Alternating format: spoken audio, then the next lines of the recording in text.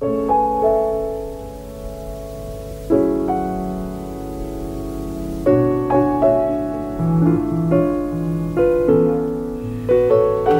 a conversar hoy día sobre algunos de los grandes fotógrafos. Uno de los que me ha importado más y me ha marcado más a mí, y yo creo que a toda una generación de fotógrafos y más de una generación, es Henri Cartier-Bresson. No solo por las imágenes que él ha hecho, sino por los textos y la concepción que él tenía de la fotografía. Él describió la fotografía como una precisa organización de formas que se crea en un instante determinado y que le da a ese momento un significado especial. Entonces tenemos los dos elementos junto con la luz que forman parte esencial del lenguaje de la fotografía y que nos diferencian de otros lenguajes, ¿no? Es aislar espacio, decidir que a lo mejor mi encuadre es este o este, ¿no? Y que el momento es cuando yo estiro la mano, cuando estoy así, cuando me quiero, en qué momento aíslo, porque eso cambia la geometría, la arquitectura de la fotografía, y ahí en ese momento eso tiene un significado especial. No quiere decir un significado extraordinariamente importante, si a veces es un significado que tiene que ver nada más que con la forma, ¿no? Entonces Cartier-Bresson, que comienza muy temprano la fotografía y que el año 29 llega ese maravilloso instrumento que hemos hablado otras veces, que es la pequeña Leica, que hace que la fotografía sea la continuación de la mirada. Vale decir, el fotógrafo mira, reconoce y se lleva a las manos esta herramienta para registrar la mirada. Cartier-Bresson tuvo un largo recorrido como fotógrafo. Primero, en sus primeros años, él estaba vecino por sus amistades y con quienes había estudiado primero pintura, ¿no?, al surrealismo. Si bien es cierto, el surrealismo está presente en muchos fotógrafos, pero era la época de años 30, en que el surrealismo es muy fuerte, muy importante. André Breton escribe sobre la calle, sobre lo que pasa, este fenómeno creativo, artístico, permanentemente moviéndose, cambiando, casual, que es la calle. Y eso lo recoge Cartier-Bresson. Entonces, él recorre primero la sociedad francesa, luego recorre todo el mundo, ¿no? Después de la Segunda Guerra Mundial, cuando él había estado prisionero y se trató de arrancar 3 veces del campo de prisioneros, 2 veces lo capturaron, la tercera se logró arrancar, y tanto es así que a través de su vida él no quiso recibir ningún premio o medalla, simplemente se identificaba como fotógrafo escapado, evadido, ¿no? Y que además el otro era anarquista budista. Entonces Cartier-Bresson, que registra los cambios tan importantes como los que pasan en China, cuando Mao Zedong ocupa Pekín y toma el poder el Partido Comunista Chino, el fin de la colonia en la India y otras sociedades que van cambiando en una visión lúcida, porque el otro elemento de Cartier-Bresson es la lucidez, ¿no? Yo tuve suerte de conocerlo. Fue para mí un milagro. Me iba de París después de vivir 2 años, del 73 al 75, y un amigo periodista con el que me encontré por casualidad en la calle, tomándonos un café, después me dijo, yo le dije que me iba con dolor de Francia de no haber conocido a Cartier-Bresson. Él va al teléfono, en esa época los teléfonos estaban en los bares, abajo, en el subterráneo, pide una ficha, llama y me dice, nos espera. 1:30, 2 de la tarde, y vamos a la casa de Cartier-Bresson, que era cerca, un departamento en el último piso frente al Museo del Louvre, en la calle Rivoli. Tomamos el ascensor, subimos y nos abre. Estaba él solo. Yo sabía que no había que hablar con él de fotografía porque eso le molestaba, y jamás preguntarle cosas técnicas. Entonces hablamos de otras cosas, hablamos de música, estaba escuchando Bach, de poesía, de política, y lentamente fuimos llegando, llevados por él, cuando él quiso, al tema de la fotografía. Y me preguntó, ¿usted anda trayendo fotografías suyas? Sí, le dije, yo llevaba una caja con fotografías que venía de retirar de una revista donde me iban a publicar una entrevista y un dossier. Y muéstremelas, me dice, póngalas en el suelo. Y eran fundamentalmente los retratos que yo le había hecho a Neruda. Yo sabía que él había fotografiado a Neruda el año 71, cuando Neruda era embajador en Francia. Entonces le pongo las fotos. Él está un largo rato sin decir nada, mira con mucha atención y me dice, esa es su mejor foto. Me señala una. Y yo, insolente y porfiado, le digo, ¿por qué? A mí yo no estoy de acuerdo, a mí es esta otra la que me gusta. No, me dice, porque aquí, y me empieza a explicar. Y fue como que de repente, ¡plap!, me abrieran la cabeza, entrara una corriente de aire y entendí mi trabajo de una manera que yo mismo no la había entendido. ¿Y por qué esa foto era importante? Esa foto era importante porque tenía ambigüedad, porque no todo estaba dicho, porque daba lo mismo que fuera Neruda a cualquier otro personaje, sino que era un ser humano en un momento en suspenso, cuando está algo a punto de pasar y no ha pasado y no se sabe. Está el momento detenido ante algo que va a venir y que no sabemos. Entonces eso le daba un misterio, un interés a la fotografía, más que otras fotografías que eran muy demostrativas, muy evidentes, ¿no? Bueno, me dijo otra cantidad de cosas y fue para mí una de las grandes lecciones que yo tuve de fotografía, y fue tan generoso que después ya estábamos en plan colega con el periodista y nos mostró un libro, la maqueta de un libro, que él tenía dudas sobre si poner una foto o otra foto, y nosotros le dijimos, no, esta, ¿cómo se te ocurre? Esta otra foto mejor. Los grandes hombres que yo he conocido, los grandes seres humanos que yo he conocido, son siempre muy humildes y muy generosos. Tal como otro gran fotógrafo contemporáneo de Cartier-Bresson, pero en la otra punta del mundo, Edward Weston, estadounidense, en California. Empiezan más o menos en la misma época, pero tienen un discurso totalmente distinto.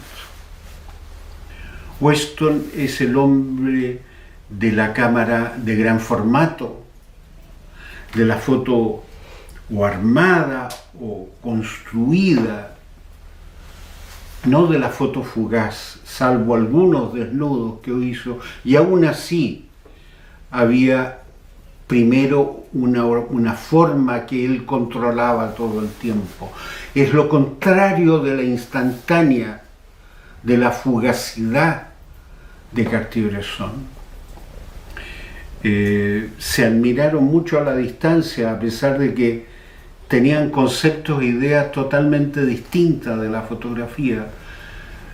Weston comienza, como todos los fotógrafos de su época, en los años 20, siendo un fotógrafo de la fotografía romántica, desenfocada, esa fotografía que creen ellos que para ser importante, para acercarse al arte, tiene que copiar a la pintura, al grabado.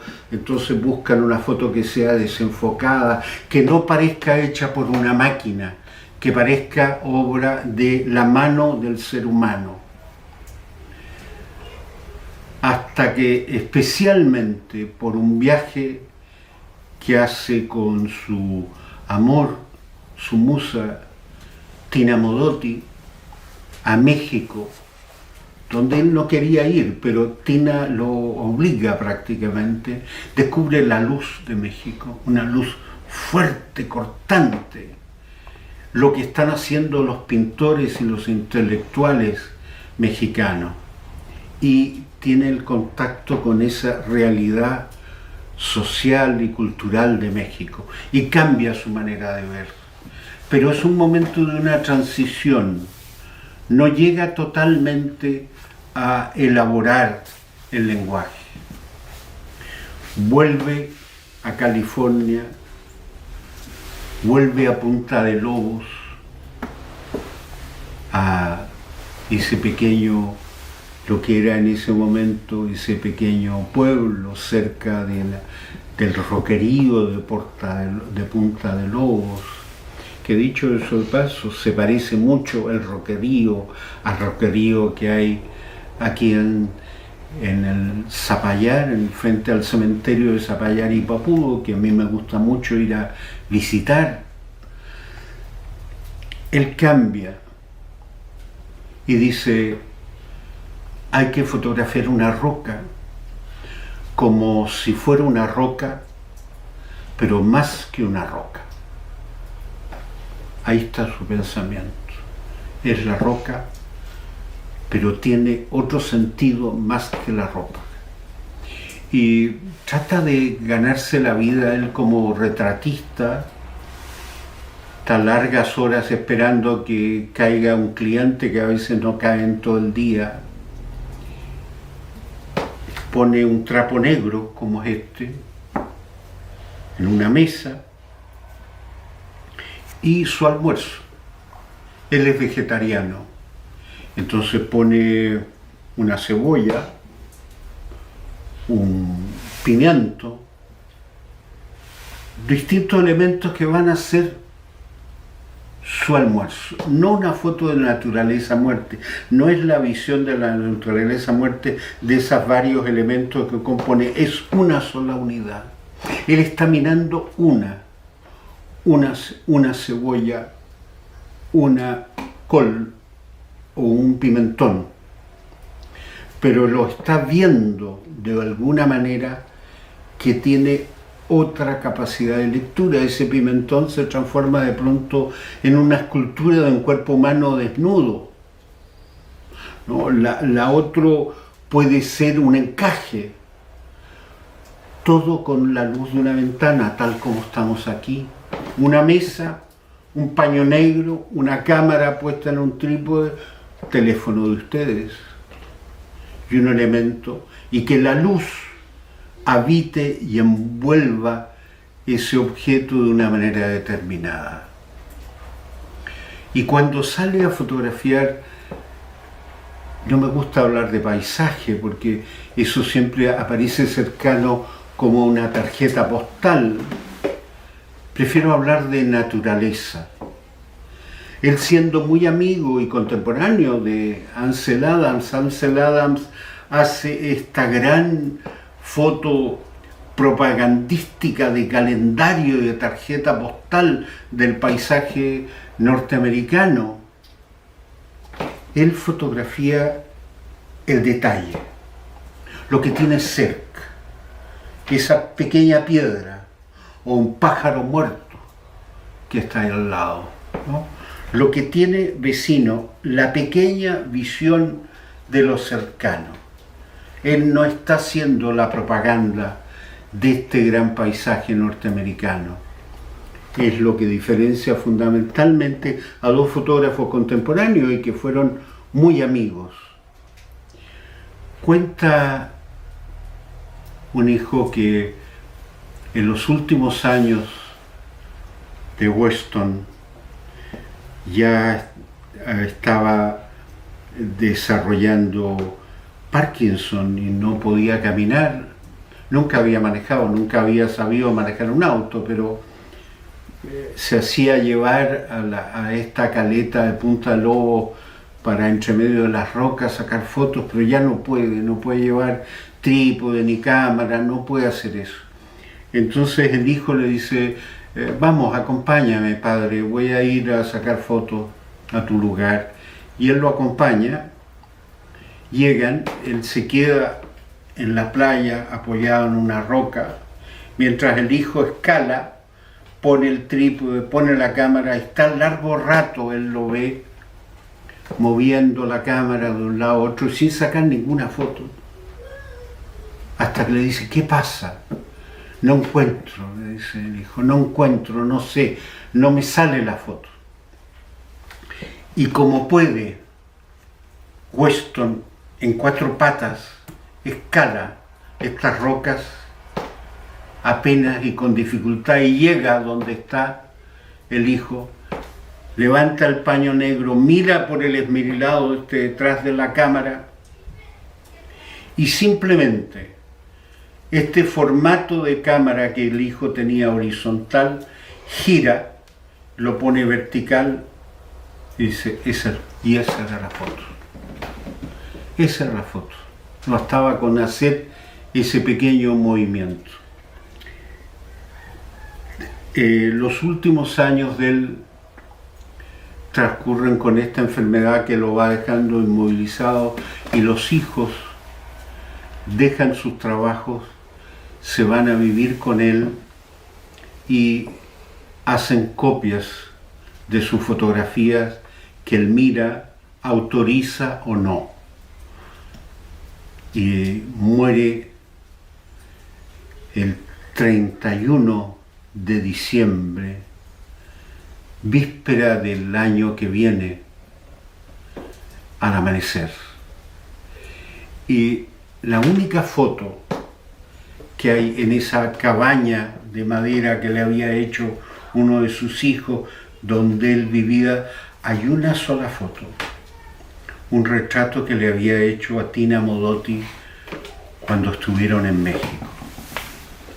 Y una foto de un desnudo que le había hecho de esta mujer. Un desnudo en la azotea. Cuando estuve en México, una vez con una exposición, pasaron con mucha amabilidad a buscarme al día siguiente para ver si quería ir a una feria artesanal. Y yo dije, no, a mí no me interesa la artesanía, no quiero ver eso. Quiero ir a la casa donde estuvo Weston, que yo sé que todavía existe, que no es un museo, es una casa privada. Buscamos y me llevaron y llegué y qué impresión. Era una casa antigua de adobe de 2 pisos que hacía punta, como la punta de un barco, como las casas de Valparaíso. Y arriba, en la azotea de la casa, había una gran foto, enorme, foto de 2 metros o 3 metros de ancho, puesta en la azotea, que era el desnudo que Weston le había tomado en ese lugar a Tina Modotti. Y eso no estaba en la guía de turismo, nadie lo sabía. Las personas que me acompañaron, que vivían en México, no lo sabían. Pero yo dije, diablo, esto es un país que tiene cultura, esto es un país que tiene memoria. Contemporáneo también en la misma época, un fotógrafo que abrió muchas puertas, muchas ventanas y mostró muchos caminos por donde los fotógrafos podemos transitar buscando. Kertész. Kertész, fotógrafo húngaro, hay muchos fotógrafos húngaros importantes, ¿no?, que después de la Primera Guerra Mundial, donde él peleó y tuvo una pequeña herida y fotografió como fotógrafo aficionado, su hermano lo impulsó para que se fuera porque no tenía mucho futuro. Se había acabado el imperio austrohúngaro, ya el centro ya no era como antes para los húngaros ir a Viena, era la decadencia de ese imperio, la decadencia de Viena, y le dice que se vaya a París, se vaya a París, se va a París, y ahí se encuentra con muchos otros refugiados húngaros, escritores, pintores, que lo acogen, y él empieza a hacer un trabajo, es reconocido, trae una visión muy personal de la fotografía, cosa que todavía no estaba asumida en ese momento, la visión personal de un fotógrafo. Y hace varios libros, hace varias exposiciones, cosa que en esos años, hablo de los años 30, no era habitual. Tiene varios discípulos, algunos que los copian, le copian todo. Cartier-Bresson es uno de los herederos de Kertész, es uno de los primeros en usar una Leica, esta herramienta que es la prolongación de la mirada. Y el año 36 o 37 ve venir el peligro de los nazis, que ya tienen el poder en Alemania y que pueden quizás tener una guerra con Francia y entrar a Francia. Él es judío y acepta una propuesta de contrato, dice, a Estados Unidos a trabajar por un tiempo. Deja sus archivos ahí y va a Estados Unidos, y lo que le habían prometido, nada de eso era verdad. Y se encuentra sin trabajo, sin saber qué hacer y sin poder volver a Francia. Y hace cualquier cosa. Los curadores, los directores de revistas americanos no entienden la estética, no entienden este mundo personal de Kertész y no lo contratan en las grandes revistas donde él debería haber trabajado. Y trabaja haciendo fotos alimenticias en revistas como House and Garden y otras de ese tipo, en un trabajo que lo hace bien pero que no le interesa. Y así transcurre como 20 o 30 años sin tener un reconocimiento. Él no puede mostrar lo que ha hecho antes, sus fotos quedaron en Francia. Después que muere su mujer, él se jubila, vuelve a Francia en un viaje, recupera sus obras, le hacen una exposición en Francia y vuelve a aparecer este gran fotógrafo que estaba olvidado.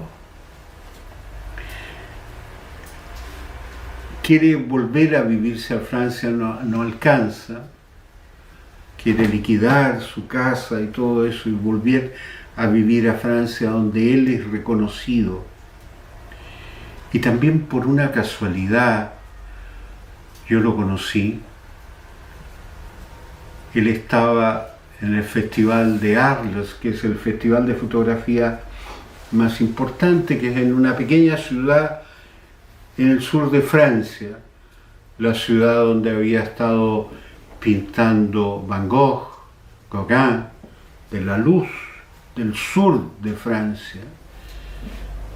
Y ahí hay un festival de fotografía que dura un mes, donde toda la ciudad gira alrededor de la fotografía y hay una cantidad de exposiciones enorme y se invita a fotógrafos de todo el mundo que hacen charlas, revisan dossier de fotos.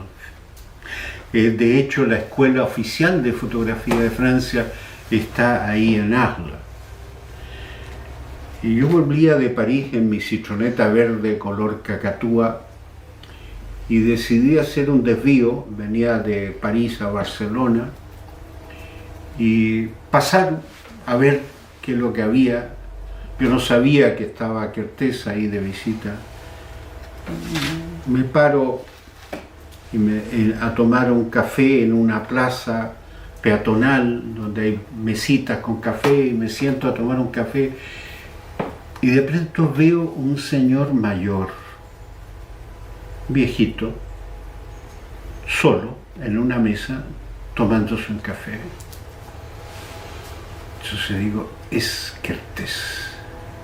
Me acerco a él, le hablo en francés y le digo, señor Kertész, sí, me dice él, ¿a usted le importaría que yo le hiciera un retrato? No, me dice, encantado. Yo llevaba una Leica, empiezo a tomar algunas fotos y él me dice, ah, la Leica, como si yo no supiera que él había sido de los primeros.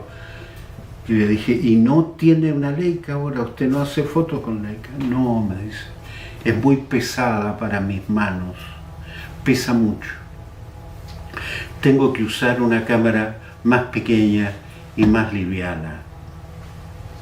En ese momento me pareció un poco absurdo, pero ahora con el transcurso del tiempo lo entiendo. Esta cámara, que yo quiero mucho, que me ha acompañado para hacer retratos que son muy entrañables para mí, pesa. Es una cámara que yo tengo que tener en un trípode. Me canso, yo no puedo ir por la calle con esta cámara, tengo que ir más bien con esto, más pequeño.